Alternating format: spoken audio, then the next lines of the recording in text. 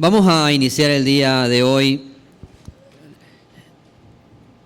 la exposición de la primera carta a Timoteo. Esto vamos a considerarlo los siguientes domingos, en la medida de lo que el Señor nos permita. Esperamos que esta carta pueda ser de beneficio para nuestras vidas y para la iglesia de manera particular. Vamos a enfocarnos hoy en el texto, en el capítulo 1, los versículos 1 y 2. El título del mensaje diríamos que es Un verdadero hijo en la fe, basado en 1 de Timoteo capítulo 1, versículos 1 y 2. Algunos teólogos y comentaristas con respecto a la primera carta a Timoteo han resaltado la importancia de la misma, y en ese sentido estas cartas dirigidas a Timoteo, la primera y la segunda carta, tienen un valioso contenido con respecto a la iglesia local. Por ejemplo, el comentarista Hendriksen menciona, o él resalta, que estas verdades, es decir, las verdades que están descritas en primera de Timoteo y segunda de Timoteo, dan mucha luz en lo referente a la administración de la iglesia. También hay un énfasis en la sana doctrina versus los errores y herejías, y a su vez también esta porción de la Escritura exige a los creyentes una vida consagrada en concordancia con el conocimiento doctrinal sano que han adquirido. Eso menciona Hendriksen. Por ejemplo, también Juan Calvino, con respecto a esta carta, resume el contenido de esta carta mencionando lo siguiente. Él dice que Pablo aconseja a Timoteo en lo referente a con qué clase de doctrina debe edificar a la iglesia de Dios, qué enemigos debe de resistir y cuántas penalidades debe soportar por causa de la verdad. Esos son algunos de los comentarios de manera general que hacen algunos teólogos en este sentido. Y si queremos pensar y si queremos definir cuáles son esos tres propósitos principales que como iglesia local vamos a considerar al exponer 1 de Timoteo en armonía a lo que Pablo está diciéndole a Timoteo, diríamos que son estos tres puntos. Deseamos fortalecer el espíritu de todos los verdaderos creyentes, recordándoles el don que han recibido y la buena profesión que cada día somos responsables de mostrar al mundo.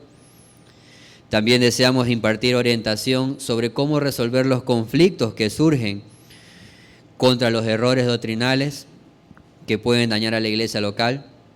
Y también deseamos recibir una instrucción sobre la conducta apropiada de los creyentes durante el culto público de adoración. Esos podrían ser los motivos generales que tengamos en mente a lo largo de lo que vayamos considerando primera de Timoteo. En este punto vamos a considerar, como ya mencioné, el capítulo 1, versículos 1 y 2. Y este texto dice lo siguiente, permítame leerlo. Primera de Timoteo 1, versículos 1 y 2 dice lo siguiente. Pablo, apóstol de Jesucristo, por mandato de Dios nuestro Salvador, y del Señor Jesucristo, nuestra esperanza. A Timoteo, verdadero hijo en la fe, gracia, misericordia y paz de Dios nuestro Padre y de Cristo Jesús, nuestro Señor. Para desarrollar esta exposición vamos a considerar 4 puntos de manera particular. Vamos a ver un panorama breve con respecto al contenido de la carta. Vamos a considerar una descripción también breve del emisor, en este caso Pablo. Vamos a considerar una descripción también breve del receptor, es decir, de Timoteo, y el saludo especial que Pablo le realiza. Y al final veremos algunas características de los verdaderos hijos en la fe. Entonces, dentro del primer punto, un panorama breve del contexto de la carta, del contexto histórico. La primera y la segunda carta de Timoteo, junto con la carta de Tito, a partir del siglo XVIII, fueron agrupadas o consideradas con expresión de epístolas o cartas pastorales. Es importante reconocer que este título o decirles epístolas o cartas pastorales no es muy exacto, porque realmente Timoteo, en el contexto que fueron escritos, y Tito no eran pastores. Ellos, en el sentido específico de lo que significa ser un pastor o un anciano o un obispo, ellos no cumplían esa labor como tal. Pero ellos sí eran, en este caso, unos delegados apostólicos. Es decir, habían sido delegados por el apóstol Pablo para cumplir diferentes misiones en las iglesias locales de aquellos lugares. Entonces, ellos habían sido enviados, habían sido delegados por el apóstol Pablo para cumplir una labor en particular. Por lo tanto, el título como de epístolas pastorales como tal, en ese sentido, no sería tan apropiado. Pero si decimos que son epístolas pastorales, no por quien estaban dirigidas, sino por su contenido, entonces ahí sí podríamos decir que ese título de epístolas pastorales sí armoniza, porque el contenido de la carta, aunque no fue dirigida a pastores, es decir, a Tito y a Timoteo, el contenido de la carta, los asuntos que trata, sí son asuntos que tienen que ver con respecto a la iglesia. Entonces, en ese sentido, ese título de epístolas pastorales sí estaría más apropiado por el contenido, no por los receptores. Con respecto al tiempo en que fue escrita la primera carta a Timoteo, e incluso si es que fue Pablo aquel que la escribió, a lo largo de la historia han existido algunos detractores con respecto a esto. Algunos niegan que Pablo sea el autor de dicha carta. Algunos argumentan que alguien más firmó la carta en nombre de Pablo. Y en ese sentido no vamos a entrar en ese tema. Nosotros vamos a circunscribirnos básicamente a lo que la tradición de la iglesia ha considerado y ha creído desde el primer siglo. Y esto es que el autor de la epístola de la primera carta a Timoteo es el apóstol Pablo. Ahora, eso lo entendemos y lo asumimos por lo que la historia de la iglesia ha creído, pero también por lo que el mismo texto menciona. Enfáticamente, el texto, al iniciar que hemos leído, menciona a su autor, Pablo, apóstol de Jesucristo. Entonces, consideramos que él es el autor y por lo tanto esta carta fue dirigida hacia Timoteo. En tal sentido, el tiempo en el cual Pablo escribió la primera carta a Timoteo es algo que es importante también considerar, porque Pablo escribe esta carta en libertad. Eso quiere decir, él escribe esta carta después de haber estado en prisión. Si ustedes recuerdan lo que consideramos en semanas anteriores cuando estuvimos hablando de Filipenses, Pablo se encontraba en prisión. Entonces, lo que se cree es que Pablo escribe esta carta en libertad. Luego de haber salido de prisión, luego de ese tiempo de haber estado en prisión, él ahora en libertad, en un nuevo viaje misionero, luego de haber salido de ese encarcelamiento en Roma, que no fue el único encarcelamiento que tuvo, en uno de esos viajes hacia las regiones orientales, se considera que fue el tiempo en el cual Pablo escribió esta carta. Por ejemplo, cuando leemos el libro de Hechos de los Apóstoles, que fue escrito por Lucas, nos encontramos que es una narración de los hechos de la vida. La última parte, de manera particular, es una narración de los hechos de la vida de Pablo, incluso antes de su conversión.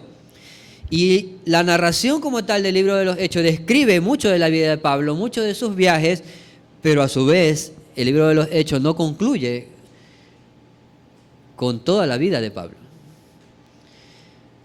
La narración parece incluso que quedara a medias.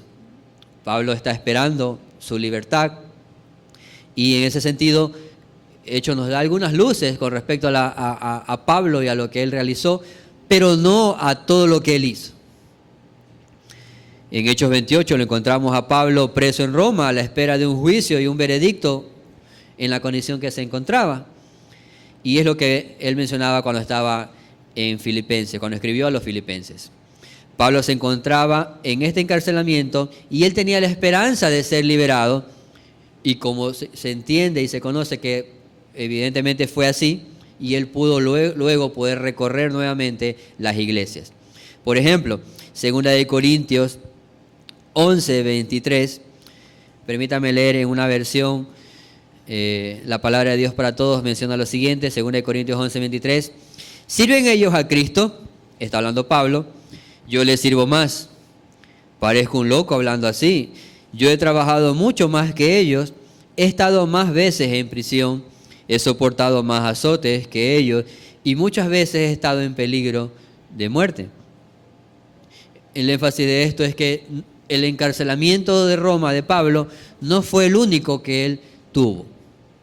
Entonces lo que se considera es que él estuvo preso en Roma, pudo salir libre y luego fue vuelto nuevamente a ser encarcelado y al final termina su vida así. Entonces el punto de Pablo, o el punto de considerar que Pablo fue el escritor de la primera carta a Timoteo, y el tiempo probable en que esto fue realizado es mientras él estuvo en libertad, desde su primer encarcelamiento en Roma y luego realiza su viaje misionero hacia, en este caso, hacia Macedonia, ¿no? Por ejemplo, Filipenses 2:24 menciona lo siguiente: así que a este espero enviaros, y luego que yo vea cómo van mis asuntos, el 24 menciona de manera particular, y confío en el Señor, que yo también iré pronto a vosotros. Entonces él tenía una esperanza de que ese encarcelamiento en el cual se encontraba en Roma, poder ser liberado y poder continuar visitando las iglesias, como así fue, y pudo en ese trayecto, en libertad, escribir la parte de la carta a Timoteo. De hecho, en 1 de Timoteo, versículo 3, eso hablaremos la siguiente semana de manera más particular, pero menciona lo siguiente. 1 de Timoteo 1:3, como te rogué que te quedases en Éfeso cuando fui a Macedonia, para que mandases a algunos que no enseñen diferente doctrina. Entonces lo que está mencionando el texto es que Pablo está viajando, realiza un viaje, y en ese viaje, en libertad, él delega a Timoteo a realizar una labor, la cual hablaremos de manera más particular. Lo que estamos queriendo mencionar ahora entonces, de manera particular, es que el contexto en el cual Pablo escribió es en libertad. Él estaba libre. Él escribió la primera carta a Timoteo en libertad en uno de sus viajes misioneros. Entre el primer encarcelamiento que tuvo en Roma y luego el segundo encarcelamiento que fue nuevamente en aquel lugar. Por lo tanto, Primera de Timoteo fue escrito en un contexto histórico por parte de Pablo. ¿Para qué? Para fortalecer el espíritu de Timoteo. También fue escrita para impartir orientación sobre aquellos errores doctrinales que había en el contexto de la iglesia de Éfeso y que se estaban difundiendo, y a su vez también para recibir la instrucción sobre la conducta apropiada de los creyentes a la hora de acercarse o de participar del culto público de adoración, que es un poco lo que mencionamos al principio.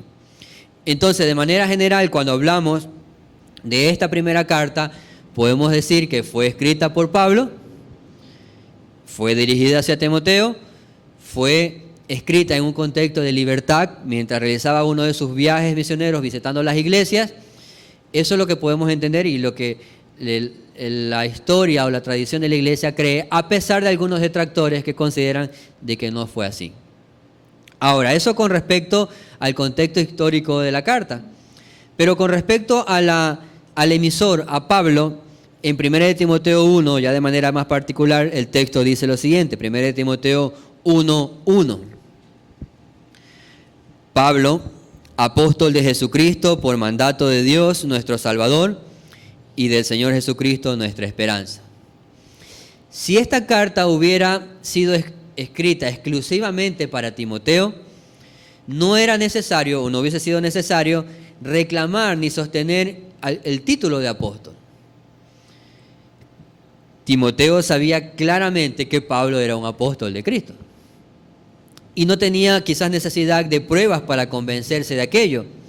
Cuando Pablo inicia su carta, además de tener la característica común en las escrituras de aquellos tiempos, cuando se hacía una carta se ponía el emisor, el receptor y un saludo, hay una enfática descripción en este sentido al iniciar Pablo. Él está pensando, aunque le escribe a Timoteo, pero él está pensando también en otros creyentes y particularmente en la comunidad de Éfeso que iban a leer también la misma carta. Entonces, cuando él dice Pablo, apóstol de Jesucristo, cuando él pone delante su apostolado y su llamado al ministerio y su labor, no es de alguna manera para decirle, oye Timoteo, mira quién soy yo, porque Timoteo sabía quién era Pablo, pero sí era necesario para sus otros oyentes que tengan bien claro que esto que estaba escribiendo, de parte de quién venía. Incluso algunos no estaban, probablemente en el contexto de la iglesia de Éfeso, no estaban dispuestos a escuchar a Pablo. Mucho menos iban a estar dispuestos quizás a escuchar a Timoteo. Pero sí deberían prestar mucha atención a lo que tenía que decir Pablo, el apóstol de Jesucristo, por mandato de Dios, nuestro Salvador, y del Señor Jesucristo. A eso deberían de prestar mucha atención. Entonces, en ese sentido, el mensaje implícito, cuando él dice Pablo, apóstol de Jesucristo, una de las cosas que menciona aquí es: nadie puede autoproclamarse apóstol. Tampoco nadie puede tener esa autoridad de proclamar a otro apóstol, sino solamente es una labor que surge del mandato explícito de Dios y del Señor Jesucristo, a quien soberanamente Él ha designado tal honor y responsabilidad. En el contexto de la iglesia y de sus fundamentos, Pablo mismo mencionó ser el último de los apóstoles que fueron llamados por mandato de Dios. Pero a su vez también, cuando Pablo escribe esto, él está reconociendo, cuando él dice apóstol de Dios y de Jesucristo, él está reconociendo la autoridad divina que el Padre y el Hijo le habían otorgado. Que a su vez esa autoridad divina era una sola, porque es un solo Dios. El Padre ha determinado todas las cosas con anticipación, y el Hijo, como cabeza de la iglesia, ejerce esa autoridad. El Padre y el Hijo actúan conjuntamente. Cuando Pablo dice, soy apóstol de Dios y de Jesucristo, es una sola autoridad que le ha sido otorgada. El Padre y el Hijo actúan conjuntamente. Hay una armonía en las obras del Padre como Dios, y hay una armonía en las obras del Hijo como el Salvador. Entonces no hay una separación entre uno y otro. Esta característica que se le da al Padre como Dios nuestro Salvador, casi siempre, en la mayoría de los casos, ese nuestro Salvador es más bien una descripción para referirse a Cristo. No se usa comúnmente para referirse al Padre en ese sentido cuando dice Padre nuestro Salvador. Normalmente esta asignación de Salvador es atribuida al Hijo, pero debemos preguntarnos algo. ¿Quién nos da al Hijo? Evidentemente es el Padre quien nos da al Hijo. Por lo tanto, con justicia podemos decir que nuestra salvación se le puede atribuir al Padre, porque el Padre es quien ha dado al Hijo, y el Padre es quien nos amó de tal manera que determinó redimir y salvar mediante el Hijo. De la misma manera, el Hijo se le llama nuestra esperanza, y eso también es aplicado correctamente, este título, porque ¿cuándo comenzamos a tener esperanza?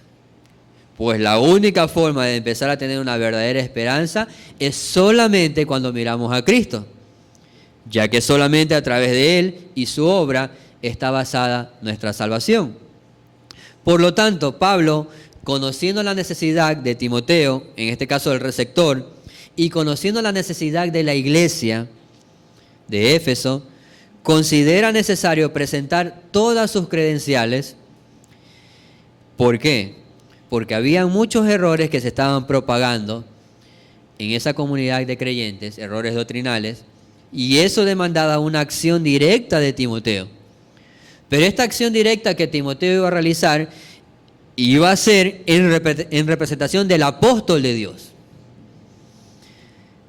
Pero al final, la labor que iba a realizar Timoteo iba a ser con toda la autoridad del enviado de Dios. Y es importante considerar aquello también en nuestro contexto actual. Hay un privilegio y hay una gran responsabilidad y hay un honor cuando Dios llama a sus siervos en cualquier área para servirle a Él y servir a la iglesia. Eso es un privilegio, eso es un honor, también es una gran responsabilidad. No es algo que podemos tomar a la ligera. Tampoco no es algo que podemos autoproclamarlos, como algunos hacen y se autoproclaman apóstoles, pastores o de manera general. Tampoco es algo que podemos descuidar o darle poca importancia. Mucho menos es algo de lo cual podemos huir. Cuando Dios llama a alguien para servirle en el contexto de la iglesia local, el Señor, con toda su autoridad divina, dará las convicciones necesarias a los llamados. Pero a su vez también dará las convicciones necesarias a aquellos que son llamados a reconocer dichos dones. Cuando Pablo dice apóstol de Jesucristo, había alguien que tenía que reconocer que eso era así. Evidentemente iba a ser la iglesia. Entonces, en ese sentido, somos llamados a reconocer dichos dones como iglesia y somos llamados también a sujetarnos a esa autoridad designada por Dios, de acuerdo a los parámetros que Dios ha establecido en su palabra. Ahora preguntémonos, ¿has pensado en qué áreas el Señor te ha llamado a servirle? Esa es una pregunta importante. ¿En qué área Dios me ha llamado a servirle? ¿Estás sujetando tu vida como creyente a la autoridad que Dios le ha dado a la iglesia? Porque Dios ha dado una autoridad a la iglesia. Pablo no se estaba jactando ante Timoteo de quién era. Pablo estaba consciente de su llamado y la autoridad que habían sido otorgados a él. Él no se consideraba superior a los demás, eso era irrelevante al final. Aquí lo importante era a quién representaba Pablo, a quién servía Pablo. Él era un representante del Padre y del Hijo que le habían salvado para su gloria y sus propósitos. Eso era lo realmente importante. Entonces, esto era un poco con respecto al emisor, con respecto a quien emite la carta, que es el apóstol Pablo, quien presenta sus credenciales, más básicamente, como hemos mencionado, hacia la iglesia, hacia los creyentes de Éfeso, quienes necesitaban tener claro que aquello que estaba siendo escrito no era algo que se le había ocurrido a Pablo de un momento particular, tampoco era algo que quizás Timoteo podía usar como él quisiera, sino que esto venía con una autoridad superior, que era la autoridad de Dios mismo. Lo que Pablo estaba diciendo a la iglesia venía de parte de Dios. Y la iglesia tenía la responsabilidad de prestar mucha atención a lo que en este caso el apóstol estaba pronunciando y lógicamente a través de su delegado, que era Timoteo. Ahora, si hablamos un poco con respecto a Timoteo, el texto menciona en la primera parte del versículo 2 a Timoteo, verdadero hijo en la fe. En su relato de los Hechos, Lucas menciona que Pablo llegó a la región de Derbe y Listra, y en aquel lugar, menciona el relato, había cierto discípulo llamado Timoteo, del cual, eso está en Hechos 16:1 y 2, del cual daban buen testimonio de él los hermanos que estaban en Listra y en Iconio. Hechos 16:1 y 2. Había un grupo de creyentes que daba testimonio de la fe, en este caso de Timoteo. También encontramos referencias a Timoteo con respecto a que su padre era griego y probablemente era ausente. No conocemos los motivos por qué su padre ya no estaba, pero él estuvo bajo el cuidado de su madre, Eunice, y su abuela Loida,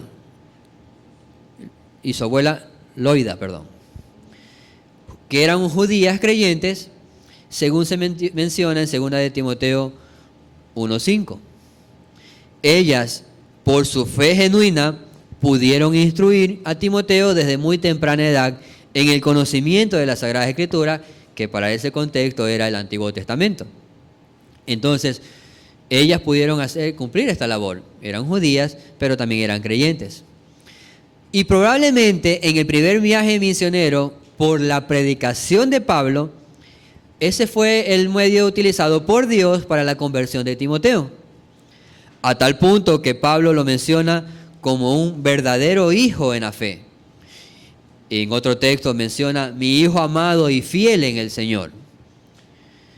Durante el primer y segundo viaje del apóstol, aproximadamente durante unos 7 años, el joven Timoteo creció en su madurez y luego fue llamado para acompañar a Pablo en sus viajes e incluso luego también enviado como representante para la solución de conflictos y para fortalecer a las iglesias, por ejemplo, de Corinto, de Tesalónica, de Filipenses y ahora de Éfeso, que es en el contexto del cual estamos hablando de Primera de Timoteo.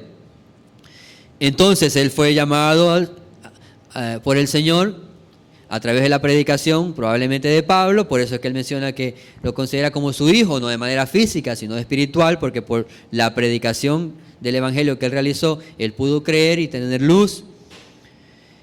Tuvo un tiempo, un periodo en el cual él creció en madurez, luego empezó a servir con Pablo y por último ya empezó a ser enviado como representante a las diferentes iglesias para cumplir con labores de manera particular.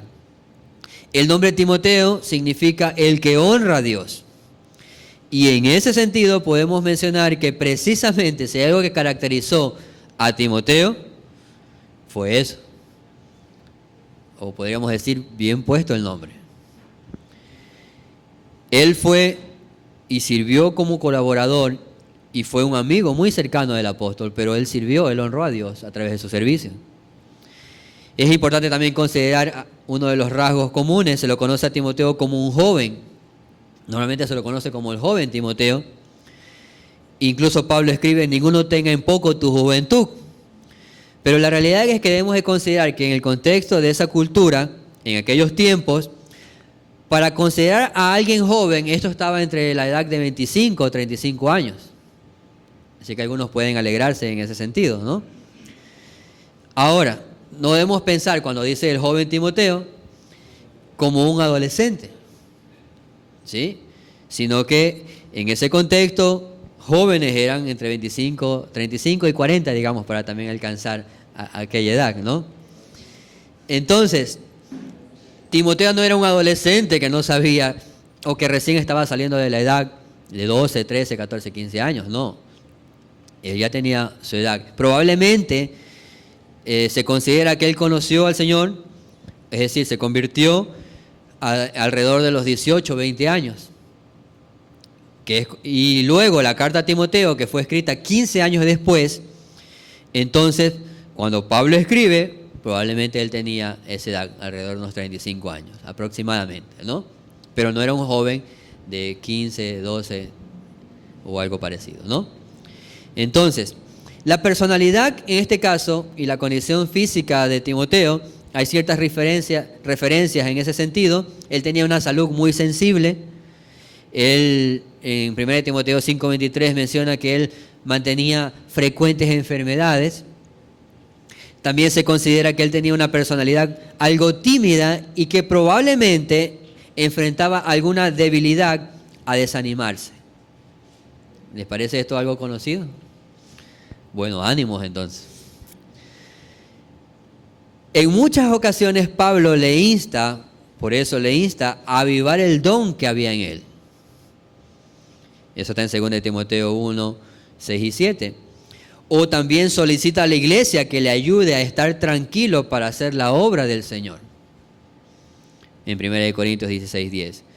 Entonces, evidentemente, si estas eran las características de su temperamento, de su carácter y de su físico, evidentemente, a tal responsabilidades asignadas a Timoteo en el servicio a Dios, eso iba a demandar mucho de su carácter y de su personalidad.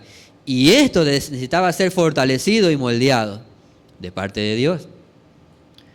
Cuando Dios llama a alguien para servirle, Él mismo se encarga de capacitarle en todo lo que sea necesario para cumplir con su llamado. En el caso de Timoteo, estas cartas estaban siendo esa forma en que Dios estaba proveyéndole a él lo necesario para servir en el ministerio. Un ejemplo de eso es el saludo diferente y especial de Pablo, por ejemplo. Cuando Pablo saluda, en la otra parte del versículo 2, él menciona gracia, misericordia y paz de Dios nuestro Padre y de Cristo nuestro Señor. Entonces, normalmente Pablo siempre ha usado la fórmula gracia y paz en sus otras cartas. De manera particular, en estas cartas a Timoteo, él añade y dice gracia, misericordia y paz. Y evidentemente, si algo que necesitaba Timoteo eran cada una de esas cosas para cumplir esa labor. Timoteo necesitaba de su gracia, que en el concepto más básico, gracia es el favor no merecido. Él trabajó mucho para el Señor y fue usado de muchas maneras en beneficio de la iglesia y de la vida de Pablo, pero Timoteo necesitaba de la gracia de Dios, porque no hay nada que podamos lograr que nos haga merecedores de esa gracia. Es un beneficio, la gracia de Dios es un beneficio que recibimos sin merecerlo. No hay nada que nos haga merecedores de esa gracia, Dios lo da. Nosotros no trabajamos para recibir gracia. No es un sueldo que se nos adeuda. La gracia es otorgada libre y voluntariamente por Dios a hombres y mujeres que no lo merecen. Entonces, evidentemente, a pesar del servicio de Timoteo que realizó, él necesitaba de la gracia de Dios. Y su servicio, que bien estaba realizando, la gracia no era un pago por ese servicio, sino que era una necesidad de su misma condición. A su vez también, Timoteo necesitaba de su paz, que básicamente la paz fluye de una fuente que es la que ya hemos mencionado. La paz fluye de la fuente que es la gracia. En otras palabras, la gracia de Dios, esa gracia inmerecida, produce paz en las conciencias y corazones de sus hijos.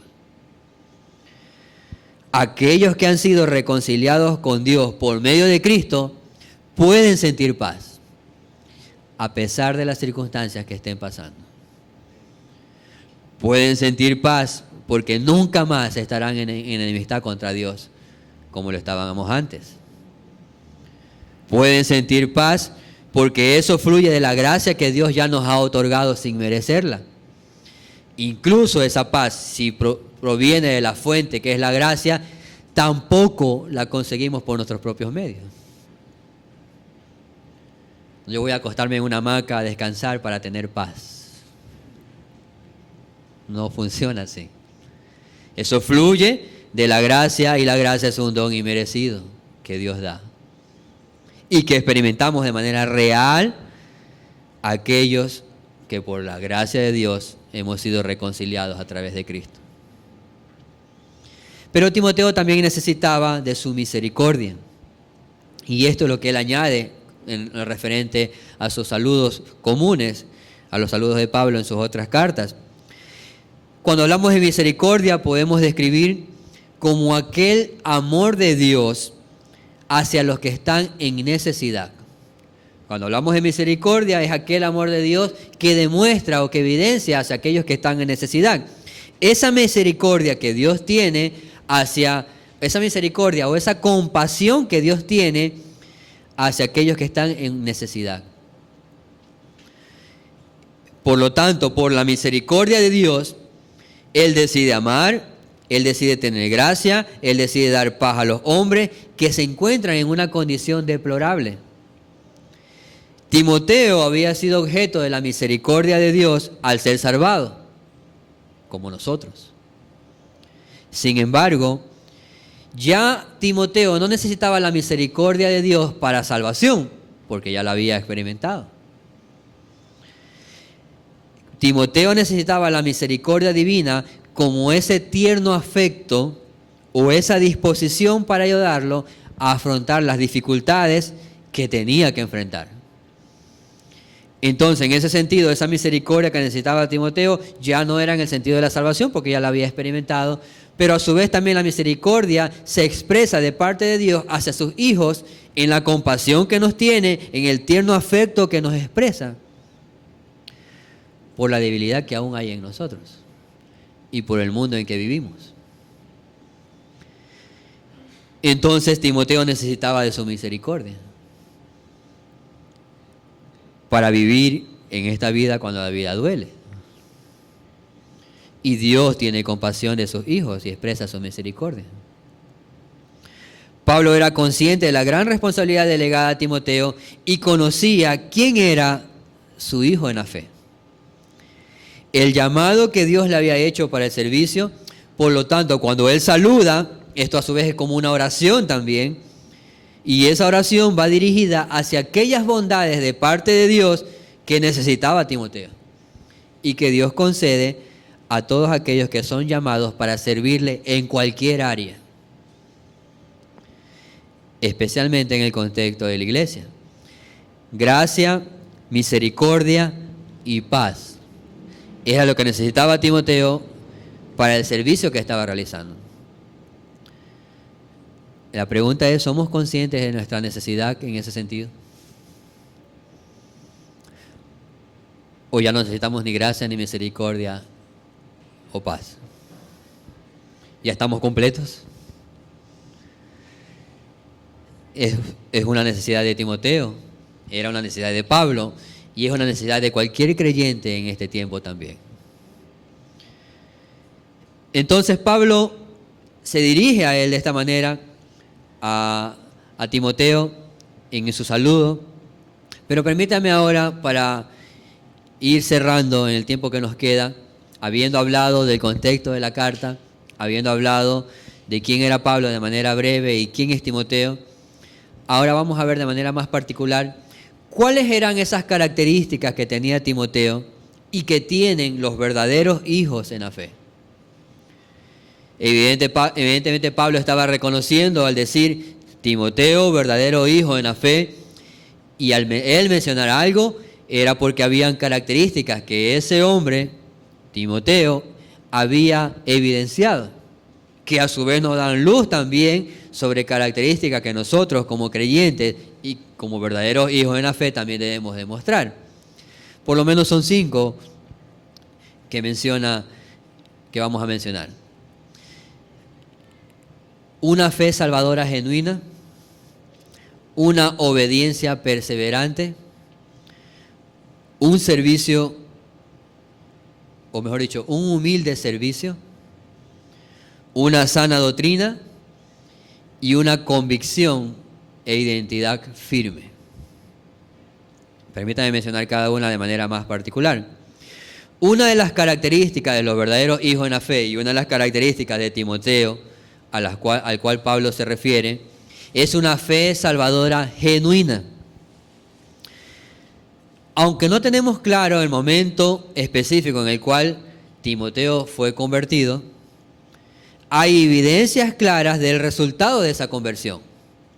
Y entre ellas, una de sus evidencias es la fe genuina. Por ejemplo, cuando leíamos en 1 Timoteo 1 y 2, Pablo dice a Timoteo, verdadero hijo en la fe, pero también en 2 Timoteo 1:5 menciona lo siguiente: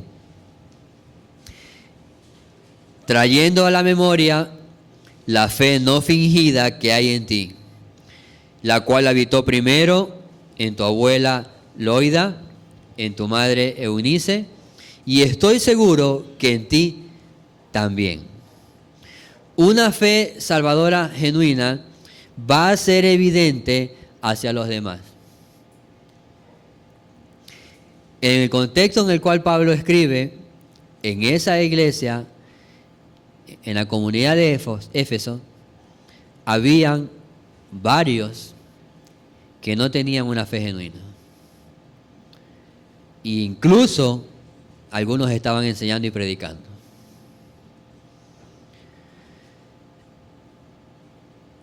Una característica básica de un verdadero hijo en la fe es una fe salvadora genuina. En Hechos 16:2 mencionamos el buen testimonio que daban los hermanos acerca de Timoteo. Eso significa que la vida de Timoteo, su caminar, su profesión de fe, evidenciaba que su convicción, que su fe salvadora era genuina. Ahora, no podemos ver la fe como tal, pero sí podemos ver los resultados de la misma. Entonces nadie puede decir que tiene una fe salvadora genuina y que su vida no lo demuestre.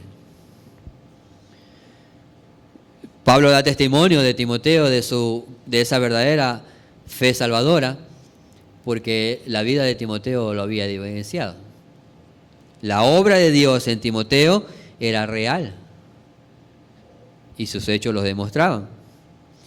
Pero también hay una obediencia perseverante. Si hay un distintivo claro en el Nuevo Testamento referente a los verdaderos hijos de Dios, es que la fe genuina siempre, repito, la fe genuina siempre va acompañada de la obediencia. Nunca podemos separar la fe de la obediencia, ni tampoco la obediencia de la fe, porque alguien puede decir, bueno, yo estoy cumpliendo con todo. Yo vengo todos los domingos a la iglesia. No me pierdo ninguna clase de escuela dominical ni predicación. Y estoy cumpliendo. Pero la pregunta es, ¿su fe es genuina? En el contexto de los Éfesos, de la iglesia de Éfesos, había muchos que cumplían lo que tenían que hacer. Y bien, en el sentido de que lo hacían. No faltaban. Cumplían los requisitos, como quien dice. Pero no se trata de cumplir solo los requisitos, sino que la fe sea genuina, que las intenciones sean correctas, los cuales no había en esa comunidad de Éfeso o en algunos. Entonces nunca podemos separar la fe genuina de la obediencia constante. Un verdadero creyente tiene como norma de vida la obediencia. El Señor Jesús afirmó y les dijo a aquellos que decían tener fe, en Juan 8:31, por ejemplo, si vosotros permaneceréis en mi palabra, seréis verdaderamente mis discípulos. Si tienes una fe genuina, vas a permanecer en mi palabra, vas a obedecer. Y eso será una evidencia de que son verdaderos discípulos. Entonces, las buenas obras o la obediencia, eso hay que tenerlo claro también, las buenas obras o la obediencia que nos es demandada no es el fundamento para la salvación.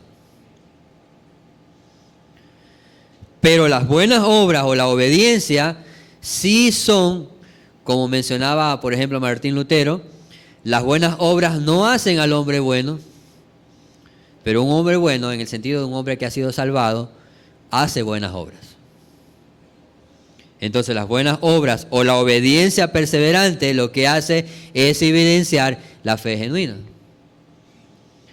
Había muchos en Éfeso que se habían desviado de la fe y de la obediencia. Himeneo, Alejandro, ya hablaremos de ellos en su momento, habían sido causa de esto. Sin embargo, lo que Pablo le dice a Timoteo es que a pesar de las complicaciones que te toque experimentar, a pesar de todo lo que tengas que enfrentar, siempre Timoteo pudo mostrar e evidenciar esa obediencia que los diferenciaba de otros. Porque al final, ¿cómo el mundo sabe que somos diferentes? ¿Cómo el mundo sabe que somos creyentes? ¿Porque entramos todos los domingos a la iglesia? El mundo va a saber eso por la obediencia que profesemos. A su vez también una de las características de los verdaderos hijos de la fe es un sincero y humilde servicio. Filipenses 2, 19 al 21, Pablo, hablando a los filipenses, refiriéndose a Timoteo, dice lo siguiente. 2:19, Filipenses. Espero en el Señor Jesús enviaros pronto a Timoteo, para que yo también esté de buen ánimo al saber de vuestro estado. Pues a ninguno tengo del mismo ánimo y que tan sinceramente se interese por vosotros, porque todos buscan lo suyo propio, no lo que es de Cristo Jesús. Un verdadero hijo en la fe es alguien que sirve. Pero no solo es alguien que sirve porque había muchos que servían en Filipos, en Éfeso. Es alguien que sirve de manera sincera y humilde. Es alguien que muestra un interés genuino por los demás sin buscar un beneficio o reconocimiento propio. Es alguien que no busca lo suyo. Entonces, cuando hablamos de un sincero y humilde servicio, tomando el ejemplo de Timoteo, es alguien que no busca lo suyo cuando sirve. Y eso es algo que debemos examinarnos. ¿En qué área Dios nos ha llamado a servir? ¿En qué áreas ya estamos sirviendo? He pensado mucho en este sentido. ¿Por qué ahora estoy predicando aquí frente a ustedes? ¿Cuáles son las intenciones de aquello? O cualquier otro servicio que hagamos en la iglesia. ¿Cuáles son las intenciones de aquel servicio? El ejemplo máximo de un servicio sincero y humilde evidentemente es Cristo Jesús, quien no consideró ser Dios, sino que se humilló haciéndose hombre. Pablo aprendió de Cristo.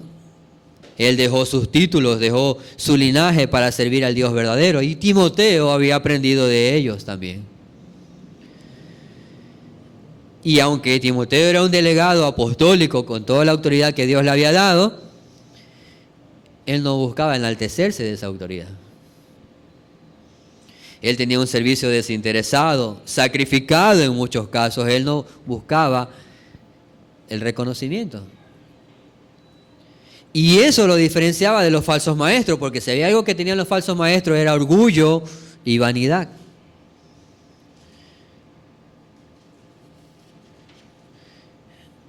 Esos falsos maestros pretendían ser reconocidos con sus falsas enseñanzas. Pero Timoteo, no. Entonces, un verdadero hijo en la fe es alguien que tiene una fe salvadora genuina, alguien que tiene una obediencia perseverante, alguien que realiza un humilde servicio, o un sincero y humilde servicio, pero también es alguien que tiene una sana doctrina. Un verdadero hijo en la fe seguirá, aprenderá, enseñará y se comprometerá con la sana doctrina. Y cuando hablamos de sana doctrina nos estamos refiriendo a las Escrituras, a la palabra de Dios. Juan 8:47 menciona: el que es de Dios, las palabras de Dios oye. Pero a su vez también Cristo dice: por eso no las oís vosotros, porque no sois de Dios.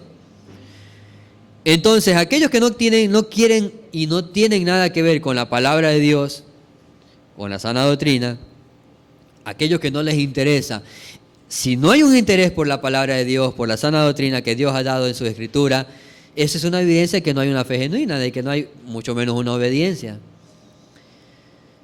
Es un parámetro a considerar. ¿A quién estoy escuchando? ¿Qué estoy escuchando? ¿Cuál es mi interés con respecto a la Escritura?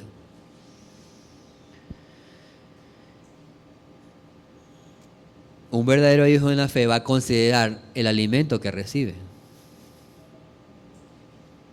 No se va a alimentar de cualquier cosa. Y en nuestro contexto actual abunda en el internet muchas cosas, muchas ideas, muchos pensamientos, y que en muchos de los casos difieren de lo que la palabra de Dios dice. Timoteo era un estudiante de las Escrituras, pero también Timoteo era un maestro de la sana doctrina. Y la nutrición que él tenía en lo referente a la palabra de Dios eran aquellas palabras que él había oído, no era otro. ¿Qué es lo que Timoteo enseñaba? Sino aquello que había aprendido. 1 Timoteo 4:6 menciona: si esto enseñas a los hermanos, serás un buen ministro de Jesucristo, nutrido con las palabras de la fe y de la buena doctrina que has seguido. Uno de los principales problemas en Éfeso por el cual Timoteo fue enviado es que había enemigos en la iglesia que estaban dentro de la iglesia y que eran falsos maestros, habían desviado de la verdad. Se dedicaban a la palabrería y al final eso que ellos estaban haciendo era una evidencia de que su fe no era genuina, de que su doctrina era falsa. Sin embargo, Timoteo no era como ellos. Él perseveró en ocuparse en la lectura, en la exhortación, en la enseñanza, y a través de esto demostraba que era un verdadero hijo en la fe. Pero también un verdadero hijo en la fe tiene una convicción, una identidad firme. Si hay algo que tiene como falencia la iglesia en nuestra actualidad, es precisamente la falta o la ausencia de convicción e identidad. Todo es relativo. Todo depende de las circunstancias o la situación. No hay convicciones, no hay identidad. Un día crees una cosa, otro día crees otra. Y incluso en el caso de los Éfesos, ellos estaban pendientes de la nueva moda, la nueva influencia que había para interesarse por aquello. Sin importar si eso está de acuerdo o no a la palabra de Dios. Un verdadero hijo en la fe tiene convicciones y una identidad firme. Esa identidad y esas convicciones no fluctúan, no cambian, no varían. Tiene clara su identidad y tiene claras sus convicciones. ¿Por qué? Porque están fundamentadas en lo que la palabra de Dios dice de manera clara, específica. De ahí la importancia de una declaración de fe. Es la importancia de tener claro lo que creemos en diferentes asuntos. Lo que es bueno siempre va a ser bueno porque Dios así lo dice. Y lo que es malo o pecaminoso siempre va a ser malo porque Dios así lo dice. Si algo que estaba pasando en Éfeso era precisamente eso, una falta de convicciones, especialmente y quizás en mucho de liderazgo. En el liderazgo había falta de convicciones. Habían líderes que no tenían convicciones, estaban desviándose de la verdad, que estaban enseñando otra cosa que no habían aprendido así. No habían sido enseñados así. Los líderes estaban siendo arrastrados por la codicia, estaban empezando a buscar lo suyo a costa de los demás. Las viudas jóvenes estaban sobreponiendo sus propios deseos al compromiso que habían hecho con Cristo. Otros estaban prefiriendo la ciencia, se desviaron de la fe. No había convicciones, no había identidad en algunos. Por eso, todo aquello demostraba una fe fingida o una fe falsa. Timoteo era un verdadero hijo en la fe y precisamente eso lo evidenció a lo largo de sus más de 30 años que pudo servir.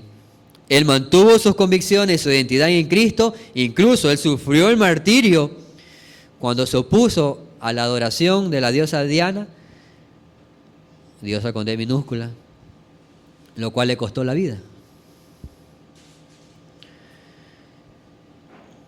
Hebreos 3:14 menciona: porque somos hechos participantes de Cristo con tal que retengamos firme hasta el fin nuestra confianza del principio. No estamos ganando nuestra salvación. Lo que estamos haciendo es evidenciar que lo que creímos al principio será igual hasta el final. ¿Eres un verdadero hijo en la fe? ¿Eres un verdadero hijo en la fe que examina su fe? Mira si es genuina a través de las Escrituras. Examina su obediencia. Examina cuando no obedece, por qué no lo hace. Y si obedece, por qué lo hace. Examina su servicio.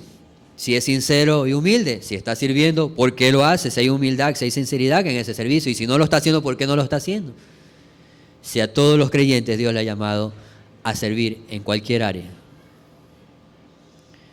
Examina su doctrina constantemente, si está de acuerdo a las Escrituras, si no se ha desviado. Y examina sus convicciones si no han variado desde el momento en que creyó. ¿Eres un verdadero hijo en la fe? Es una pregunta que es importante tener en nuestras mentes a lo largo de esta semana. Que el Señor nos ayude a poder examinar aquello y en la medida que vayamos avanzando con la carta a Timoteo pueda darnos más luz como iglesia, como individuos, a lo que Dios desea que hagamos. Oremos. Señor, te damos gracias por esta bondad inmerecida. Gracias, oh Señor, por la paz que procede también de tu perdón en Cristo Jesús. Porque somos débiles. Pero gracias también por esa misericordia, esa compasión, ese abrazo que nos das cuando la vida duele. a recordarnos tus promesas, a recordarnos tu palabra. Señor, pero si alguien aquí no tiene una fe genuina, si alguien aquí no tiene una obediencia constante y verdadera, si alguien aquí no tiene motivos reales y verdaderos, genuinos, sinceros, Señor, muéstrale a Cristo. Muéstrale a Cristo a través de tu palabra y concede convicción de pecado y salvación, como solo tú lo puedes hacer, oh Señor. Te rogamos que así pueda ser en el nombre de Cristo Jesús. Amén.